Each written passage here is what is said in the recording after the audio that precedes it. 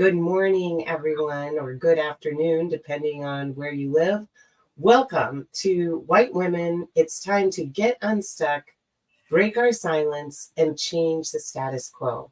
I'm Karen Fleshman, joining from Ohlone Land, San Francisco, California, and I'm here with Adina and Randy. Would you like to introduce yourselves?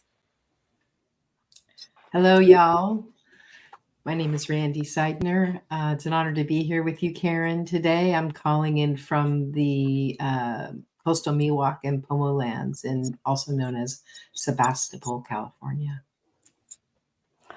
Hi, everyone. Hi, Karen. Hi, Randy. So glad to be with you, my sisters, this morning. We're all in a similar place on the planet. I'm over here also on Ohlone land on the Lishan territory, known now as Kensington, California. Excellent. And please, if you're joining us in the chat, go ahead and put in there where you are joining us from. And we want to hear your questions and reflections and participation. So please go ahead and put in the chat. Our theme for today is it's time to get unstuck, break our silence, and change the status quo. Raise your hand if you're ready for that conversation. And you're ready to do that. Yeah. Let's unpack this a little bit. Like, what do we mean by being stuck or unstuck? What has been your experience with that? Well, I was actually just thinking about this morning when I came upstairs and saw all of the things I needed to do this morning. I had breakfasts, dog, lunches. I've got 2 kids, and I felt that feeling of overwhelm, like there's too much to do. And I was like frozen. And I was thinking that that's kind of how it feels sometimes doing this work. It feels so big. It's like there's so much to do. Where do I start? And sometimes we just want to get back into bed. And because we're white women, we can. We have a bed. We have a comfortable bed that we can go crawl into often. Yes. Not everyone. The desire for comfort, the right to comfort, as Tema Okun names in Principles of White Supremacy Culture. Exactly. That the temptation is always there to just unplug. And when we think about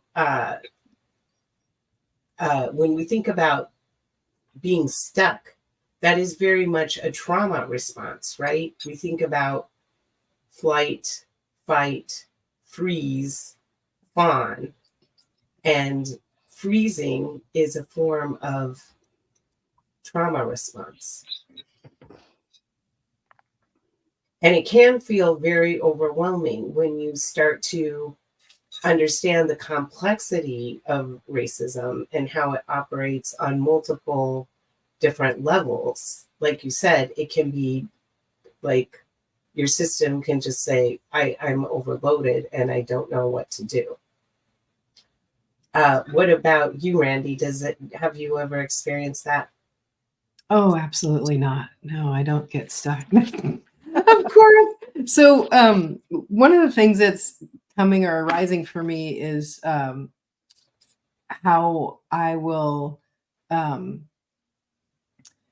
like fear gets in the way, like that I'm going to do it wrong or that I'm going to say the wrong thing, which then leads me to like this grasping of needing more knowledge. And so I think I have to like go get the next class or go to the next workshop or go to the next thing. And then that pulls me away from actually just being in my life doing the work.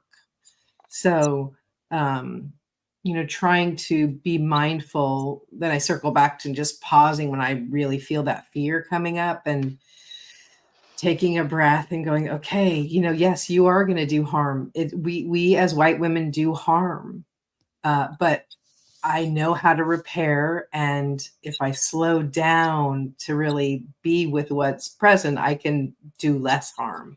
So that's a little addressing more than what you asked, but it's kind of like my circle of how I'm moving with that fear. Yeah, and that's yet another principle of white supremacy culture that Tema Okun names is this desire for perfection, right? Yeah. Everything has to be perfect. If I can't do it perfect, I'm not going to do it at all, which is another off ramp that many white women, including me, get onto. And if I let's say I take some kind of anti-racist action or make some kind of statement about something, and someone, especially someone I respect, critiques that, I feel mortified and I just want to uh, hide after that. Mhm. It's another form of silencing. Wow, we have a lot of people joining us. Thank you so much. Can anyone help figure out how to be on camera?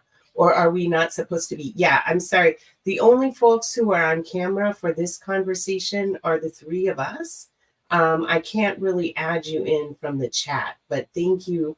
And Molly, we'd love to have you on a future one. We're also joined by Mike Green. And Mike, I want to thank you so much for your incredible LinkedIn post that I definitely want to touch on in our conversation about white women in the electorate and our political power. So going back to what we've been talking about, I think two of the key things are just taking action.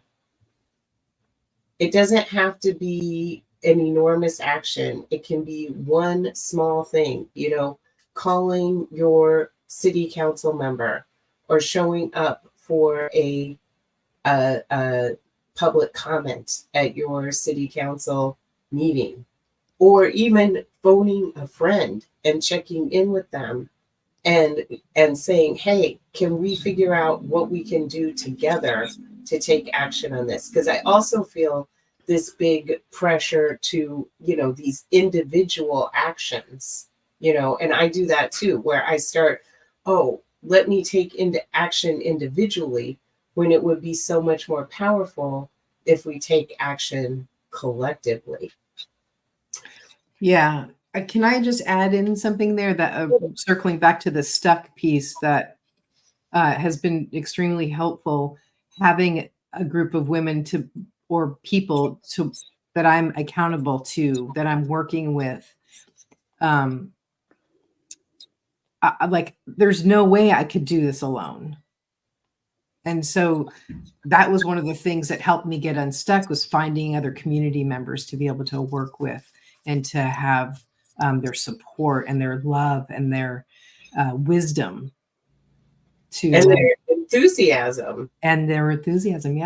Yeah. To make this a joyous practice, because it's very, the other thing that can be kind of silencing is that it can be a very depressing subject matter, and we can experience a lot of feelings of shame and guilt during this. So having someone that we can process those feelings with and build community also helps to sustain us and be resilient and stay in for a long time.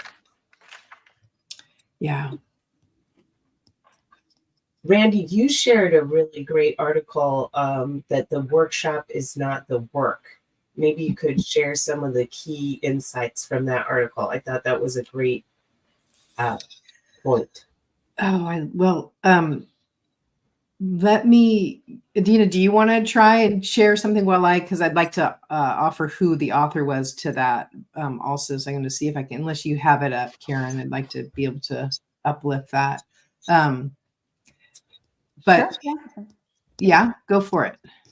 I was just thinking about, I didn't get a chance to read the article yet, but we can really get stuck in workshopping things. I'll just say what I think it's about, because the title, we get stuck in this, let's talk more, let's learn more, let's unlearn more. And this can happen individually book. And as a group. Yeah. And let's have another book club, and let's do, and there's so much to unpack there. I mean, there really is. I mean, as white people, we're going to be doing that unpacking for the rest of our lives. But we can't just stay in that. That's actually keeping us silent in the rest of the world and not having the impact that we want to have, the reason that we're here. And so, Yeah, it's like a hamster wheel. I always picture myself in a little, I see myself in a hamster wheel when I'm doing that. I notice that I'm doing it. And it happens a lot individually. Like you said, Karen, like, we're taught to stay individualized and stay in our little bubble and not reach across difference or get to know other people that are not like us. Our communities are that way. And so I think that all contributes to that hamster wheel, ineffectual patterns. Yes. And nothing, no shame to read anti-racism books and go to workshops and all of that. It is extremely important. However, just pursuing that knowledge and our personal self-transformation is important too.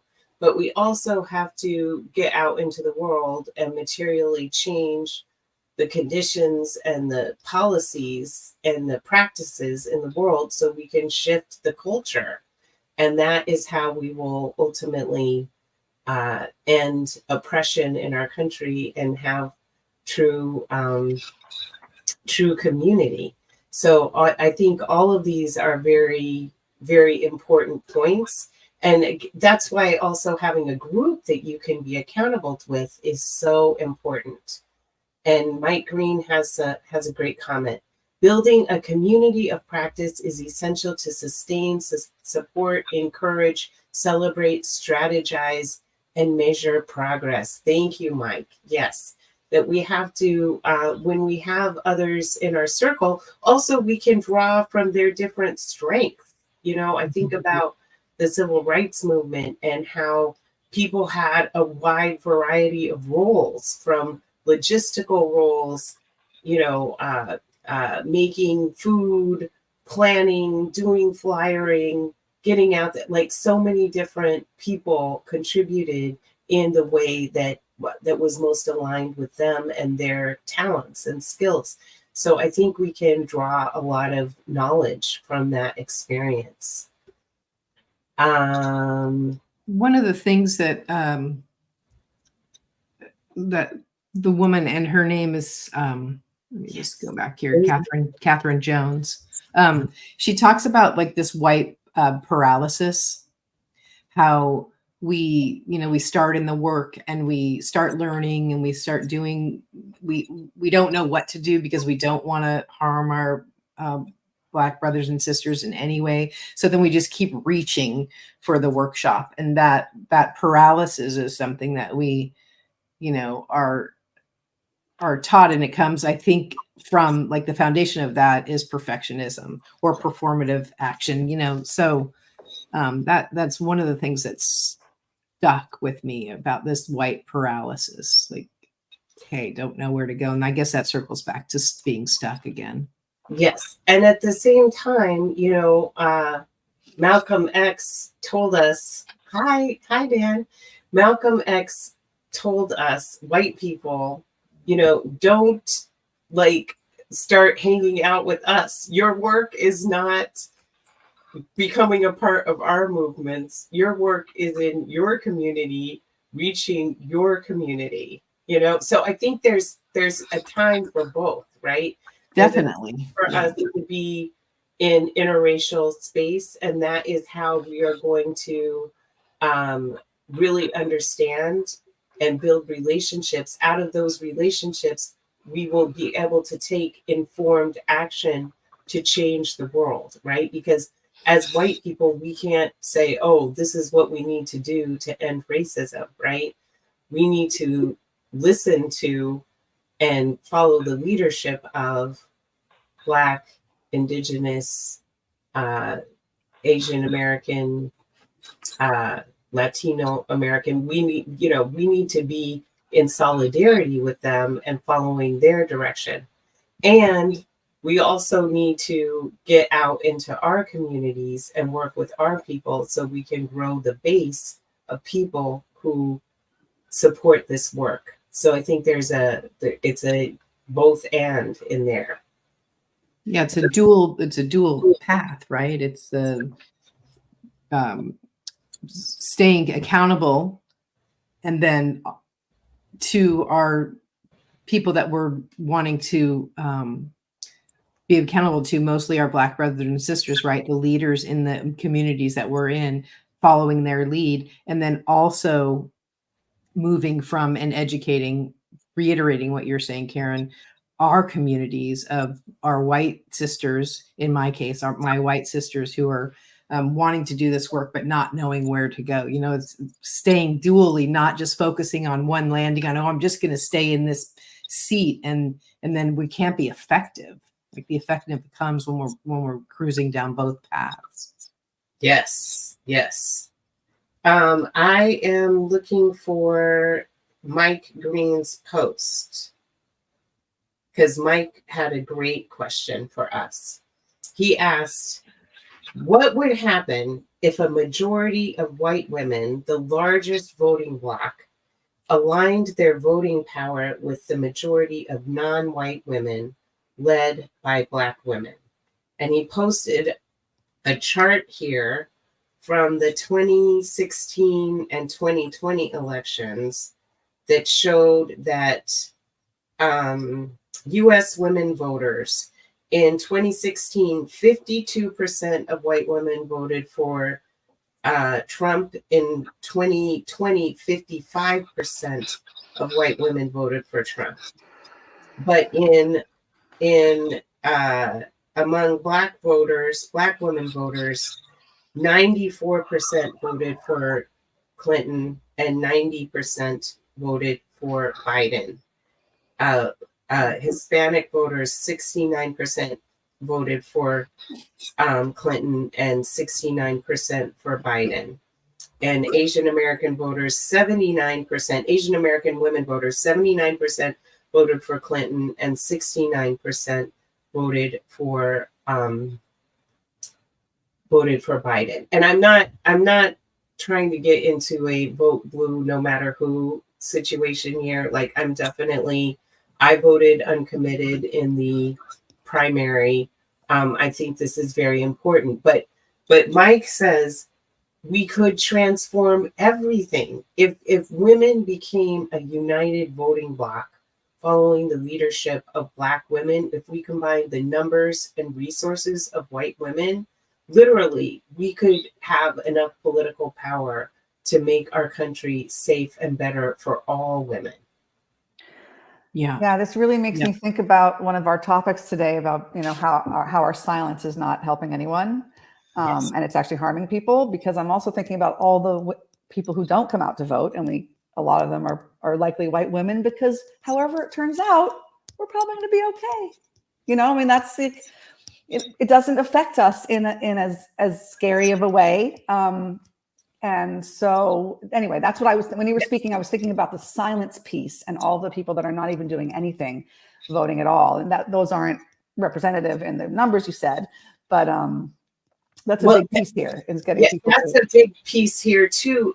And that Jane Junn, who's a professor at University of Southern California who studies gender and politics, says you see a huge differential in terms of who is actively engaged in elections, right? Who is going door knocking, volunteering to make calls, doing all that grassroots organizing, registering voters is largely Black women. They are the doing the hard work of the election. And she says it's because they know the outcomes of elections have a huge impact on their lives. Whereas white women, whoever's president, it doesn't really matter that much. Our lives are often very much the same. And so, I think we've been lulled into thinking that. White women have been lulled into thinking that, where meanwhile, our rights are being stripped away.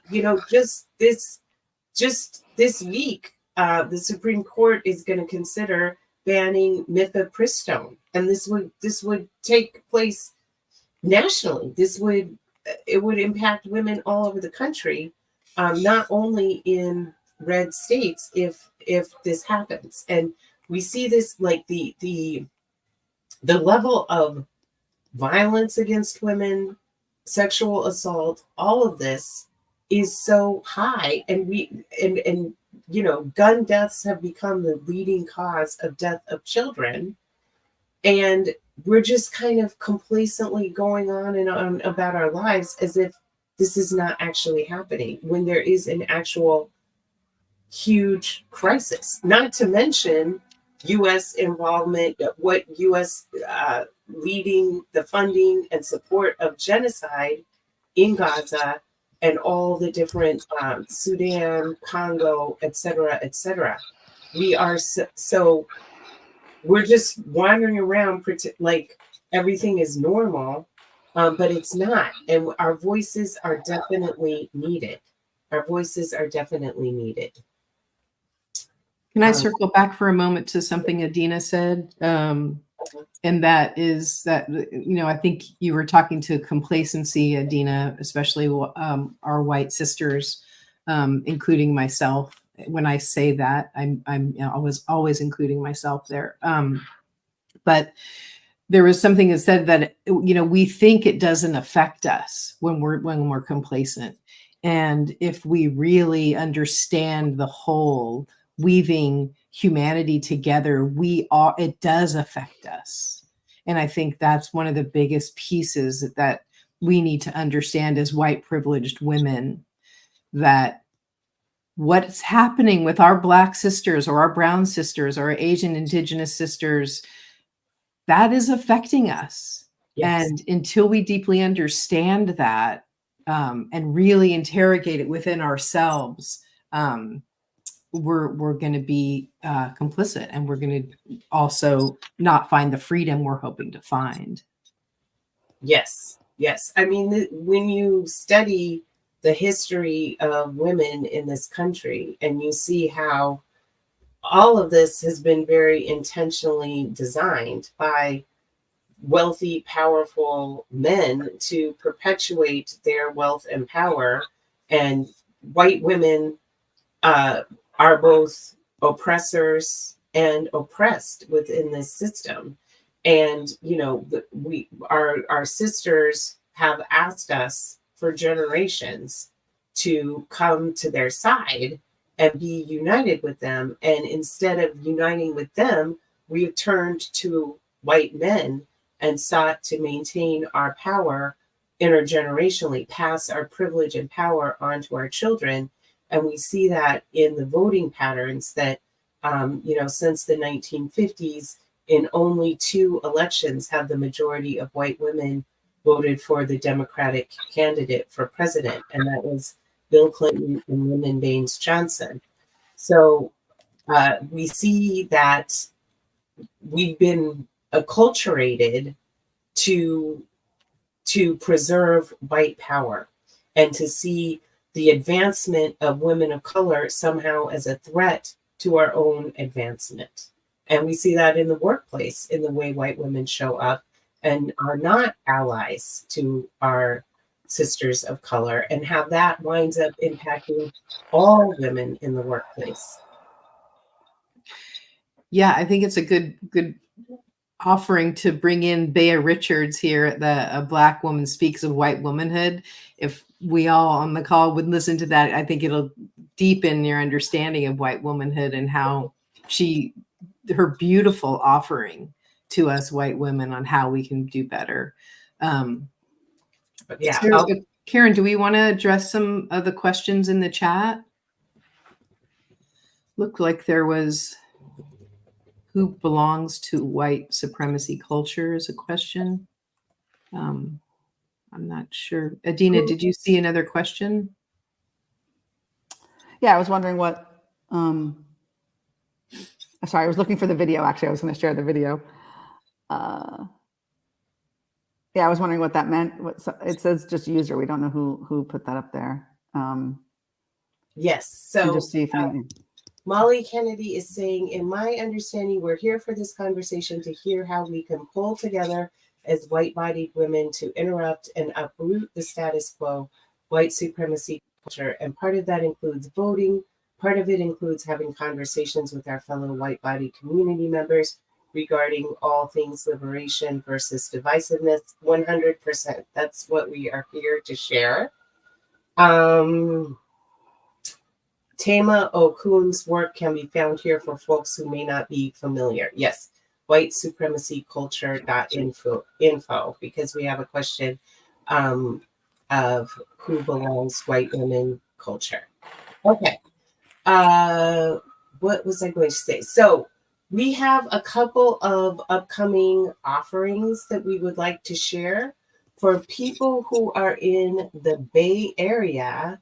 We are hosting this conversation on April 17th, and we would love for you to come. I'm going to put the link in the tab. It's called Unlocking the Power of Interracial Solidarity Among Women. So I'm putting that into the tab. I'm putting that into the chat. And we're also launching a cohort for white women who want to have a space for our education and action taking. And that is also launching in April. And we would love for you to be a part of it. And then I will put that in the chat as well. But just going over some of the key takeaways from today for me is just take a small step. Taking action is the antidote to despair and overwhelm. And when you connect with another person, when you connect with a group, you can make taking action something that is both meaningful because you're going to have more power as a group, and also it will make it a lot more joyous and something that you want to participate in. Do you have any other additional takeaways from today? I'm thinking about Randy's comment about feeling that fear that we all can feel in the work and how important it is to reach out to community and experience that together and unpack that together and normalize it, and the shame and the grief. Yes. That we are meant to heal that and move forward in community, not on our own. Yes. And Randy? Well, I think for me, there's what you both have been sort of talking about. I think we all have been talking about this there's all of these different levels that we're trying to, I guess, weave together. And I just have this image of weaving all of that, like weaving humanity together and making sure there's truth and peace and love in the action, and empathy and compassion, because we're all, it doesn't matter how long we've been in this work, we're all just starting. And we, to welcome each other into this work as we move to affect change. 1,000%. 1,000%. I would add for folks who want to get active politically, Surge is doing some great work. They are training us on how to do calls into the squads districts to help the squad stay in Congress, as well as doing work across the country for the 24 election. So I highly recommend engaging with Surge along those lines. There's really wonderful, all kinds of groups who are active, and Kay is sharing this shadesofanger.beehive.com is another resource for people who want to get active. Of course, Here for the Kids is another great space for people who want to get active. So also, can I just say Interracial Sisterhood Coalition .com, and then also Racy Conversations, which is Karen's work. You can find information on both of those platforms to connect with us further. Yeah. We are working on our plans for our next Interracial Sisterhood retreat. It's going to be amazing, and we will be announcing that shortly. So if you are in the Bay Area and can join us April 17, that will be amazing, or join our White Women cohort. that would be amazing. And yeah, let's keep working. As we said, we must materially change public policies and practices and shift the culture. So don't be silent. Speak up. Your silence will not protect you. And there are plenty of people who support you in speaking up. And we can resource each other and stay in this movement. Put a link into the chat for Surge. Yes, let me do that as well. Jay just did. Yeah. Kay just did that for us. Oh, great. Yes. And then if you could find your local chapter by going to that main one. Yes. Excellent.